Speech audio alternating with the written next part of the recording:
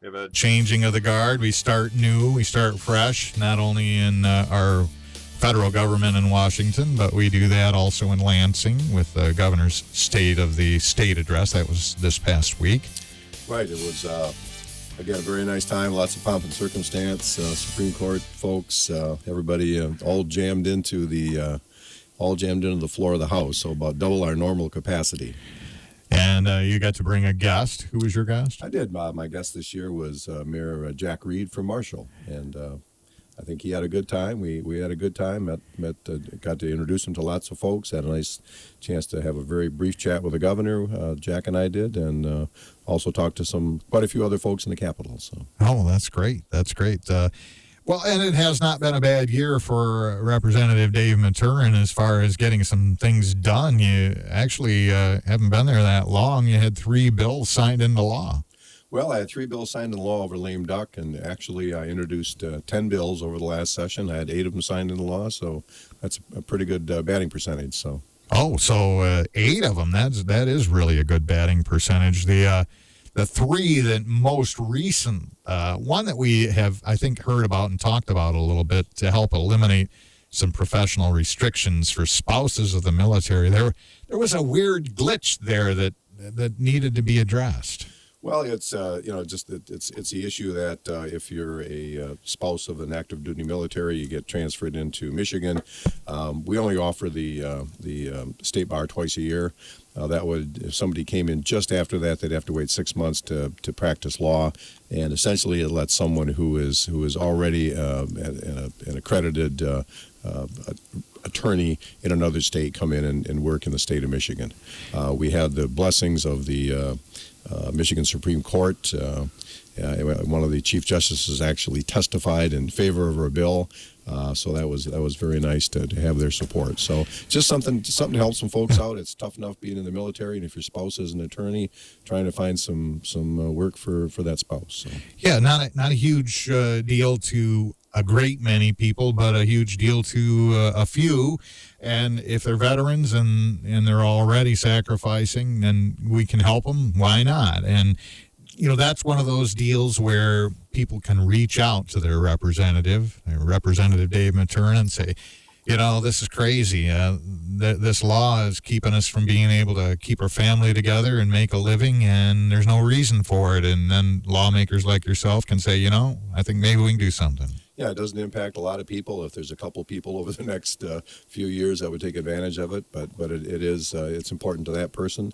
I like to think a lot of the legislation I introduce are things that may not be applicable to everybody, mm-hmm. but in some instances it can really help the people that kind of fall between the cracks, and there's a lot of cracks to fall into. Representative Dave Maturen, you are my representative. Now I've got this pothole. So do I. Can you get right on that? Well, we're trying. We just of course the gas tax just went up 7 cents a gallon. Yeah. Although it seemed like the gas went up 20 cents a gallon, but anyway, the gas tax is up 7 cents a gallon, and hopefully that's the start to getting enough money into our state transportation fund to address all the issues that we kind of let slide over the last 20 years. Yeah, I happened to go down to Indiana to visit my brother a couple of times in the last month or so, and as soon as you hit that Indiana line, the roads are different. Now, the weather conditions are just a little different down there, too, and their land is a little flatter, but their roads are in a lot better shape. Yeah, it just depends on how much emphasis each state put on transportation, put on fixing our infrastructure, which, of course, leads to another issue, and there's a major study out indicating we're about $4 billion short in fixing our infrastructure, being above ground or below grounds. Yeah. So we're working on that. A couple of other bills late December. I hadn't heard about this one. A bill to help grow the Children with Special Needs Fund. What is this? Well, it's a fund that was actually established through a private donation decades and decades ago, and it has about $20 million in the fund, and the the Children with Special Needs Fund actually gets money to kids who can't afford things, say a wheelchair or a ramp or something like that they need to function in today's society. And they were very restricted as to what investments they could make.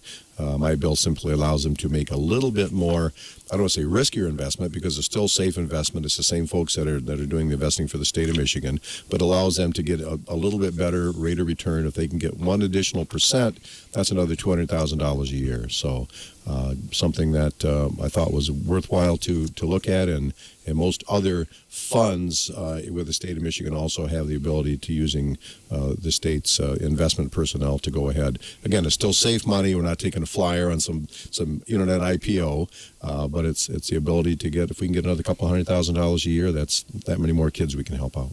How does something like that come to your attention? Actually, I was approached by the department to look at that, and I was asked to do it. I said, give me some background on it, and it worked out. It took a while to get done, as like many things do in the legislature. Sometimes you introduce a bill, and then months and months and months later, you wonder what's going on. But it kind of winds its way through. Yep. And then finally, a bill to retain tax benefits for agricultural property. Yeah, that's probably a bill that impacts, I'd say, quite a few folks. And previously, there was a state tax commission guideline that said if property, when it's sold and it transfers, if it doesn't transfer 100% qualified agriculture, the entire taxable value gets uncapped from the taxable value to the state equalized value. And it was brought to my attention by some folks down in St. Joe County. There's a couple 100-acre farm. There was a small farmhouse that was not qualified ag when it transferred, and the entire property got uncapped. So their assessment went from $80,000 to $320,000. Their tax bill went from a couple thousand to $13,000. Oh, my. And just because one very, very minute portion of that property was not qualified ag, the whole thing got uncapped. And that's not in keeping with Public Act 260 of 2000, which is intended to keep agricultural taxes low by limiting the amount of an increase that can happen with a transfer. So I think it's going to help. I talked to some folks in the ag community that said they didn't realize how important it was when we had a chance to discuss it. They're hearing from quite a few of their people that say it's really going to be a very, very helpful thing to them. So now, all three of these seem like common sense things that are just little tweaks and fixes that we could make in our state law. Was there opposition to any of these? Not really. No, there was some opposition with the active duty military spouse attorney bill. I think some attorneys thought there was going to be a huge crush of out-of-state attorneys coming in. When we showed them the actual national data on board, it's only a handful, and it's very, very short period of time. Those folks may be here for a year. They may be gone. So. I see. Yeah. Representative Dave Maturen is our guest this morning. Want to turn to the governor's address here in a moment a little bit more on some of the things that he outlined, some of the things that are his priorities and your priorities for this coming legislative session in Lansing on WBCK. State Representative Dave Maturen is our guest this morning, and I described your district earlier. I said, kind of the Kalamazoo west of Battle Creek area, and then a horseshoe that kind of goes under Calhoun County and incorporates part of Marshall, all of Marshall and parts of Calhoun County. Is that fairly accurate? Yeah, essentially it's the east half of Kalamazoo County and the south central 2/3 of Calhoun County. So. Another way to put it, yeah. Governor spoke. What did you think of his speech? I thought it was a good speech. He has very, very few notes. He can pretty much get up and extemporaneously talk on lots and lots of topics. No teleprompter? No teleprompter. No. He does look down occasionally, I think, to keep himself on track. But he does a good job. He's a very sharp individual. I thought a couple of the big issues, at least for me, were looking at the OPEB, other post-employment benefits, and retirement for local units of government, but also for the state of Michigan. We have billions of dollars in unfunded liabilities that we've promised people over the years and have not set aside the money to keep up with that. And so there was a flurry of activity at the end of the last legislative session. I think 13 bills dealing with reform for local units of government on, again, OPEB, which is essentially health care and retirement. That went basically nowhere. One of the bills got passed, indicating some transparency. But I think it's something we've got to tackle. One of the issues I ran on was the unfair intergenerational transfer of money from our kids and grandkids to the folks that are getting retirement or close to getting retirement benefits and packages now. And I would hate to leave my kids and grandkids with a huge debt they had nothing to do with and probably wouldn't benefit from. So I think it's critical for the health of our local communities, but also the state of Michigan to find a way of resolving it. I believe, and I've only been here 2 years, but I think over the last 6 years, the legislature and the governor have paid down about $20 billion in debt. The state of Michigan has, and I think we need to keep moving forward towards that. How much is left? From the state perspective, somewhere north of $20 billion. That's in state employee and teacher retirement benefits and health. So we're halfway there? Yeah, well, roughly, yeah, right. And locally, there's, I think, about, I'm not sure, I throw a number out, $14 billion total with all the municipal governments. That doesn't mean they're all in trouble. And I was somewhat critical of the approach we took last year because I think the metrics they're looking at are not the correct metrics to looking at are you sustainable? Are you on a sustainable path to be able to pay those benefits, or are you in deep trouble? And the example is Kalamazoo County. On paper, they look like they're 5% funded, and yet we're one of the few counties in the entire nation that are 111% funded in our retirement system. So I think we got to look at the right metrics before we start jumping to conclusions about how bad things are. But I still think there are certainly some communities that have gotten in way over their head. And I don't want to see any other communities filing bankruptcy or anything like that. Yeah, or having state-appointed administrators. Right, emergency manager, right. Yeah, that just makes everybody feel underrepresented, I guess. But then again, the elected representatives are the ones getting them into these holes. Well, they are. They don't set aside enough money. They take the money that should be used to fund the systems that of course it's not apparently imminent because it's money for the future, and they use it for operating. They use it to bail out other programs they have going. So I just think we need to take our time, do it right, take a good look at all of the issues, and make sure that we've got some suggestions, some state help, some recommendations, or some severe guidelines for local units that still aren't making the effort they need to keep up with the promises they made. Where are we going to get this $20 billion? I mean, what are some ideas? Well, we've been paying down. I know last year we set aside $1 billion to pay down a portion of the teachers' retirement fund. So we're doing it. We're taking money that could be otherwise spent on other issues and paying down debt, which I think is critical. That's how a lot of other communities got in trouble by saying, well, don't worry about that. Let somebody else worry about that. Let's go spend it on a new program, something like that. And we've taken money, again, somebody said the best time to run for governor is 2038. We'll be debt-free, and then you'll have the ability to use that money that we're spending on fixing unfunded liabilities on other programs or give it back to the taxpayers or whatever. Right now, we got this problem. We need to deal with it. Refresh my memory on where we stand in the Michigan House and Senate right now as far as Republican majority. The majority, the numbers didn't change in the House. It's 63 Republicans and 47 Democrats. We will have a full contingent this time, 110 folks. We've had some folks leave us, not through their own volition, the year before last, and a couple folks unfortunately died. But those slots are filled.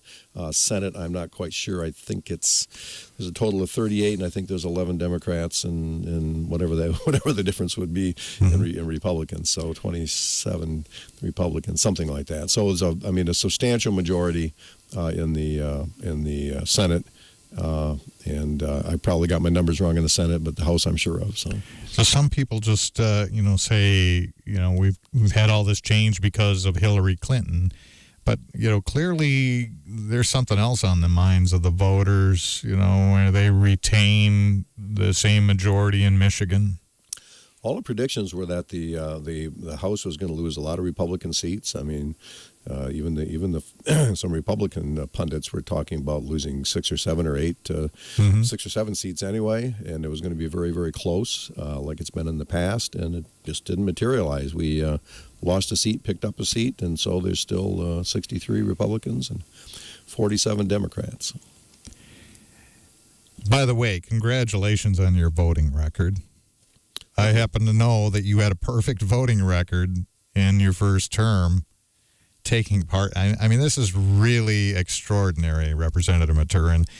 1,261 votes in the 2015-2016 session, and you made every one of those votes. I did. I think it's important, incumbent upon me to, I'm representing 90,000 people in the 63rd District, to make sure their voice is heard on the floor of the House. I'm sure that every one of those 90,000 people wouldn't agree with every single vote I made, but I think it's important to be there and try to give it as much thought as I can. Sometimes there's lots of bills to vote on and kind of fast and furious. And I know a lot of those votes, you knew your vote wasn't going to matter, that it was going to be a landslide vote anyway, but you were there. Yeah, well, I think it's important. So. Anybody else have a perfect voting record? I'm sure there were quite a few other folks that did, and some folks missed a lot of votes. Seen people, I don't know what they were doing during the day, but they'd show up later in the afternoon after we voted on a lot of stuff. So, and there could be other issues. Folks are sick, or they've got other potential priorities. Let's put it that way. Right. Got a couple of minutes left. A lot of action in Washington with the inauguration of President Trump, and a lot of disagreement over how many people were at that inauguration and whether or not the administration was trying to make it look like there was more, make it sound like there was more, and whether the press was trying to make it sound like less, and the Women's March following. What's your overall thought on this whole thing about what it means for where we're headed as a country? Well, I think the fact is that Donald Trump won the Electoral College. He's our president, and I think people need to give him, the benefit of the doubt and see where it goes. But there seem to be an awful lot of several mountains out of molehills lately that you would think we got more important things to think about than the size of crowds and disputing photographs. It's pretty obvious. You look at a photograph, you can tell that people were there or they weren't there. But let's give him a chance. Let's give his cabinet a chance to step up. It seems to be some of his cabinet folks, as I understand, disagree with some of the statements he's made about some things. So let's give him a chance. Now it's time to govern. We're hopefully out of the campaign mode and into the governance mode, and there's quite a difference between what you're saying on the campaign trail and what you got to do when you are the most sitting in the most powerful position in the world. I hope that's what they do. Right now, it feels like the media is out to criticize the Trump administration in any way they can, and Trump is ready to put the artillery back just the other way. And my thought is well, when's anybody going to have time and energy to do all this stuff that they promised to do? Right. We have much more important things to do than get in skirmishes on Twitter with folks, and there's a lot of responsibility being president. I understand he got briefed on the package the other day, the code for the whole nuclear arsenal. So let's focus on some big issues and try to stay out of the fray. When are we going to see crazy tweets from Representative Dave Maturen online? Well, if you wouldn't see any crazy tweets because you won't see any tweets because I'm not on Twitter. So, not a tweeter. So that pretty much, I'm not a tweeter, and I've got a lot of other things to think about. There's plenty of other media out there to worry about, but I got to concentrate on the volume of legislation. I got to read every session. So. That is a lot. Well, we appreciate you coming here on WBCK to tell us about what's going on in Lansing, and we look forward to your next visit. Always a pleasure. Thank you. State Representative Dave Maturen.